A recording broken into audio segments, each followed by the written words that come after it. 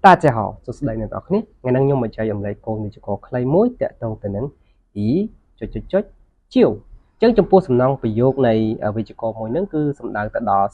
យើងធ្វើសកម្មភាពអីគេមួយនឹងរួចភ្លាមយើងបន្តធ្វើសកម្មភាពអ្វីមួយទៀតនោះភ្លាមតែម្ដងឧទាហរណ៍ថាខ្ញុំក្រោកពីគេងភ្លាមខ្ញុំមើលទូរស័ព្ទភ្លាមអញ្ចឹងយើងសាកបង្កើតជាឧទាហរណ៍ទាំងអស់គ្នាបាទ我一起床就看手机ខ្ញុំក្រោកពីគេងភ្លាមមើលទូរស័ព្ទភ្លាមបាទសូមអានម្ដងទៀត我一起床就看手机ខ្ញុំក្រោកពីគេងភ្លាមមើលទូរស័ព្ទភ្លាមតោះឥឡូវយើងបង្កើតឧទាហរណ៍មួយទៀតខ្ញុំក្រោកពីគេងភ្លាមលុបមុខភ្លាម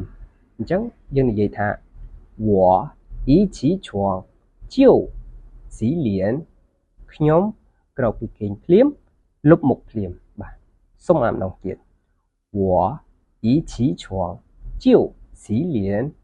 ខ្ញុំក្រោកពីគេងភ្លាមលុបមុខភ្លាមអញ្ចឹងអ្នកទាំងអស់គ្នាអាចយកទៅបំបែកបន្ថែមទៀតដោយគ្រាន់តែផ្លាស់ប្ដូរនៅកិរិយាសព្ទទាំងពីរនេះឯងបាទ